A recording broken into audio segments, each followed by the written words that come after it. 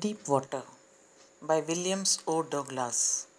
Deep Water is an excerpt taken from Of Men and Mountains by Williams O. Douglas, a leading advocate of individual rights and a justice in the courts of USA.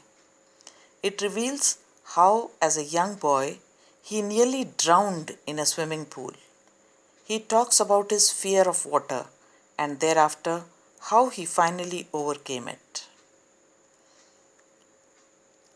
The narrator recalls a horrific incident that he experienced when he was 10 or 11 years old. He had decided to learn swimming, so he joined YMCA pool as it was safe. It was only 2 or 3 feet deep at the shallow end and 9 feet deep at the deeper end. The drop was gradual.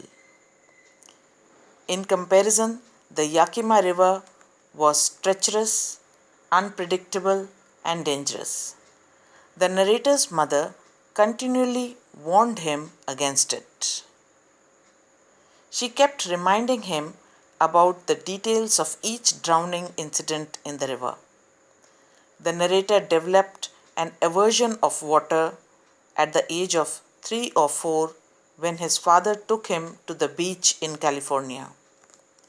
The waves knocked him down and swept over him.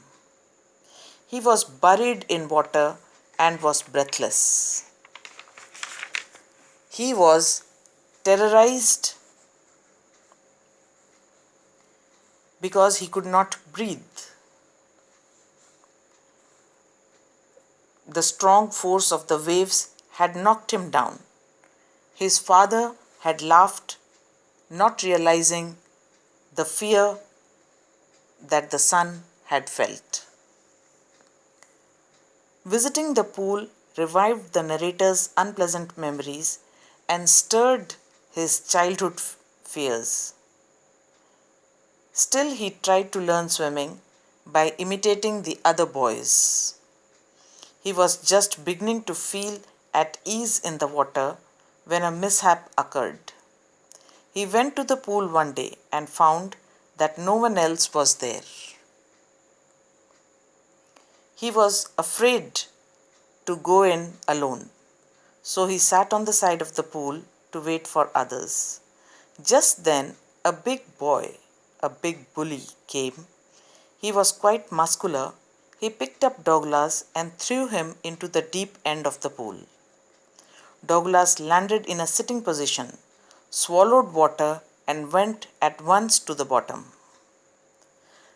The narrator was frightened, but not frightened out of his mind.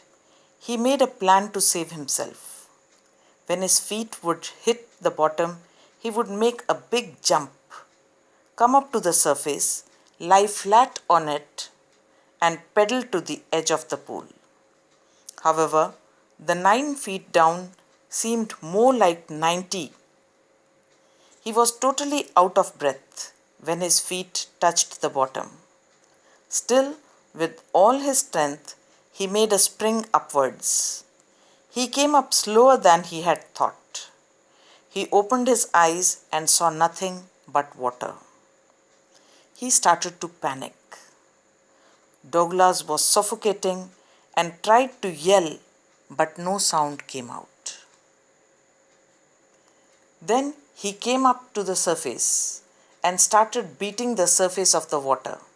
He tried to breathe, but swallowed water and choked. Douglas tried to bring his legs up, but they hung like dead weights. A great force was taking him to the bottom of the pool. He had lost all his breath. His lungs ached and his head throbbed. But he remembered his strategy. He opened his eyes and saw nothing but water with a yellow glow. Sheer terror seized him. He knew no understanding, terror that knew no control, a terror that only one could understand only if he experiences it. He was shrieking underwater. Only his heart and the pounding in his head said that he was alive. Douglas told himself that he had to remember to jump when he reached the bottom. He again jumped with all his might, but his jump went in vain. He was still underwater. Terror took him more tightly in its clutches. Douglas describes how fear paralyzed him. His arms and legs stopped moving. He trembled with fright. He tried to call for his mother, but nothing happened. Suddenly, Douglas found himself coming out of the water. He sucked for air and got water, swallowed even more water. Then he started going down for the third time. Then all his efforts ceased and his body went limp. A blackness took over his brain, which wiped out fear and terror. Everything went quiet and peaceful. Douglas felt as if he was wrapped in his mother's arms. Then he fell unconscious. The next thing he remembers was lying on his stomach beside the pool, vomiting. Douglas could not eat that night. He was weak and trembling. He shook and cried on his bed.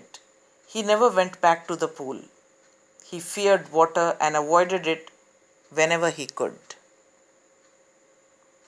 Whenever he went near water, the terror that had seized him in the pool would return to haunt him.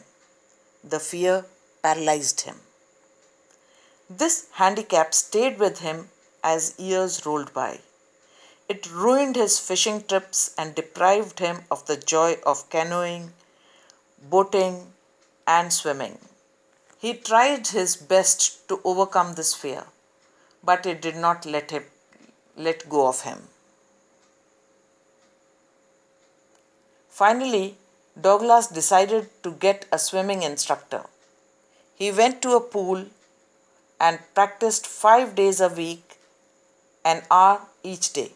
The instructor put a belt with a rope around Douglas.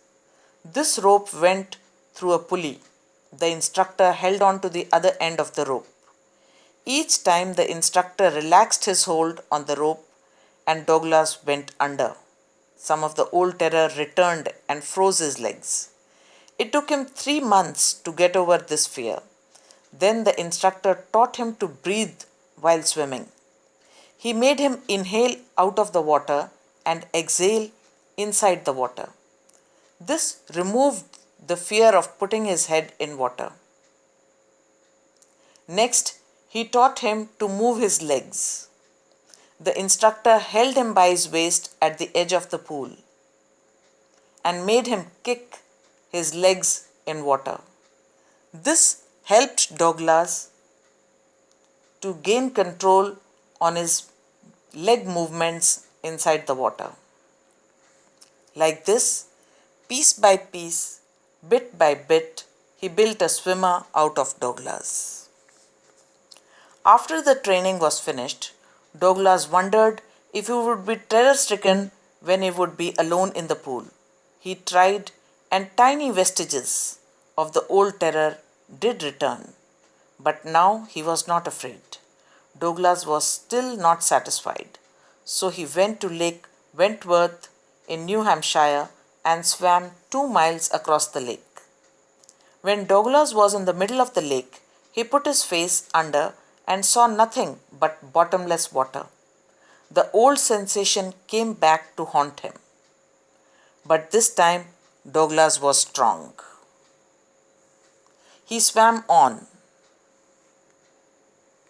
Yet, he had some residual doubts. At his first opportunity, he went to Warm Lake. He swam to the other shore and back. He was thrilled with joy as he had conquered his fear of water. The experience had a deep meaning for him. He explains that death was peaceful, but it was the fear of death that crippled a person. Here he quotes President Roosevelt saying, "All we have to fear is fear itself," because he had experienced death and the terror that it could produce. His will to live somehow grew in intensity.